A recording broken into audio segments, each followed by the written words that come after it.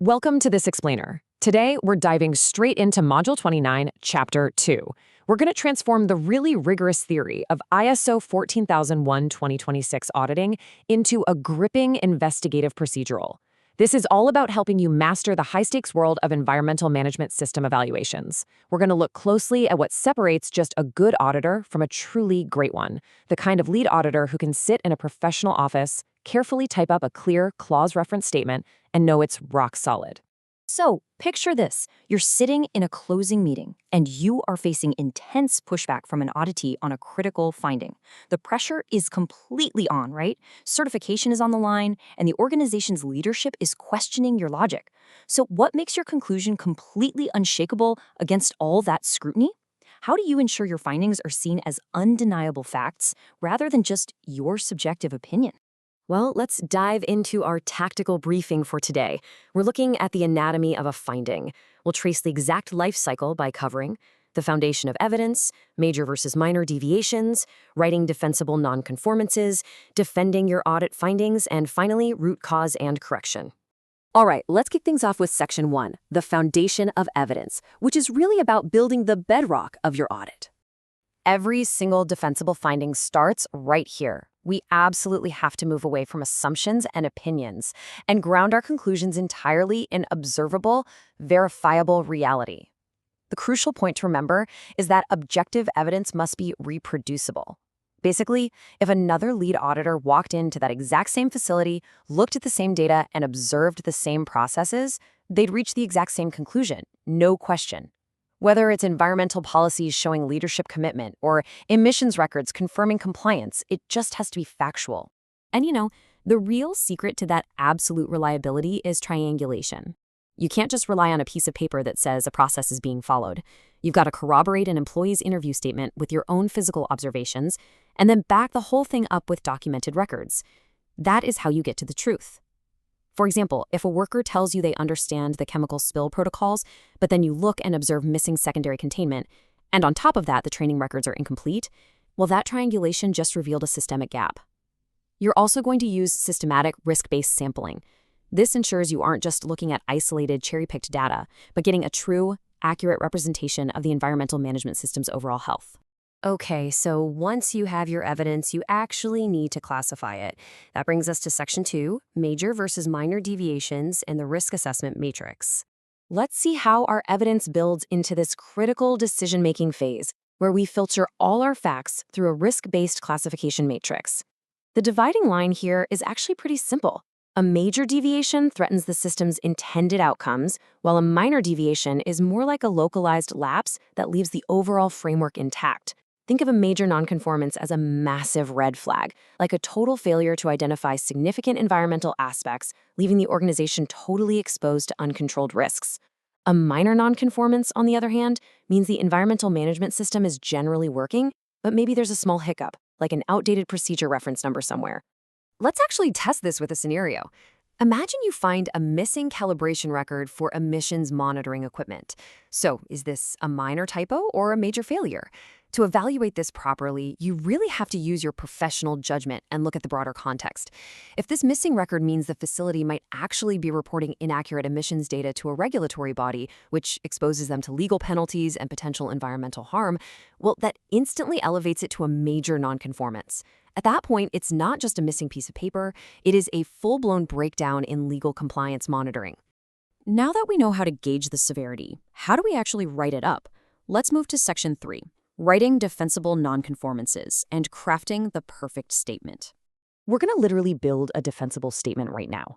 But first, consider this really vague write-up. Chemical storage is inadequate and messy, creating a potential hazard. This is a classic textbook example of an ambiguous, subjective statement. It relies entirely on the auditor's opinion rather than verifiable facts.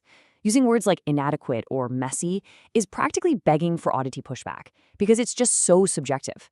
Honestly, what does messy even mean in the context of ISO 14001-2016? It means absolutely nothing legally or systematically.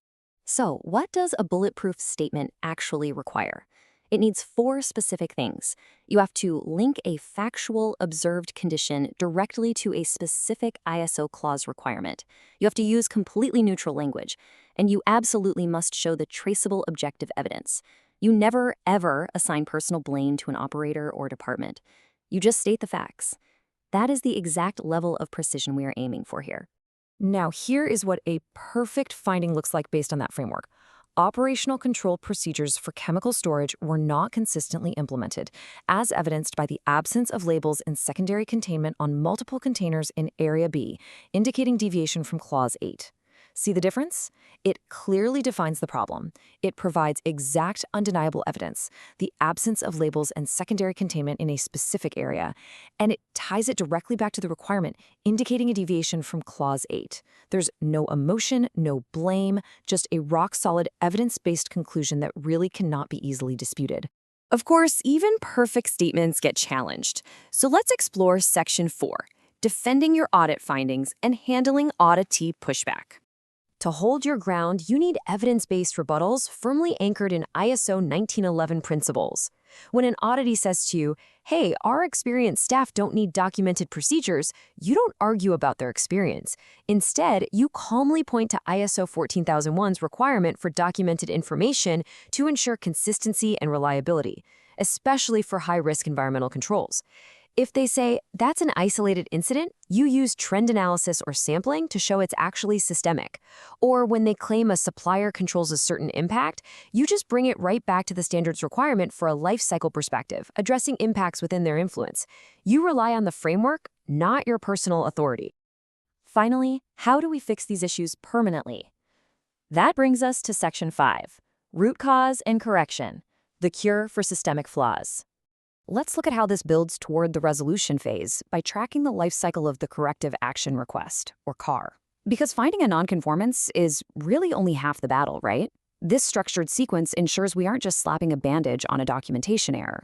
Instead, we're transforming the system to prevent the deviation from ever happening again. Step 1, the auditor issues the formal CAR. But then it's on the auditee to conduct the root cause analysis and implement structural preventative measures.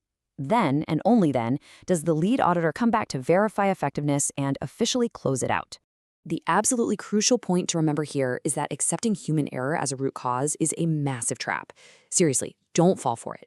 If an employee disposed of hazardous waste incorrectly, just firing or retraining that one single employee doesn't fix the underlying system. A true root cause analysis goes way beyond immediate symptoms to uncover why the system allowed that human error to occur in the first place. Was the training budget cut? Are the procedures just too complex for anyone to read? Were the waste bins completely unlabeled? You have to dig into the process design, resource allocation, or competence frameworks to cure the actual disease, rather than just treating the symptoms. Thank you so much for joining this explainer. I want to leave you with a final, pretty provocative thought to chew on. Are your audit findings just fixing superficial symptoms, or are they driving the real transformation of sustainable environmental systems? When you apply objective evidence, utilize risk-based thinking, and sit down at your laptop to write defensible clause-reference statements, you're doing so much more than just checking boxes for ISO 14001:2026. You're actually elevating the entire organization's environmental excellence. So get out there, use your evidence, leverage your matrices, and start writing findings that truly matter.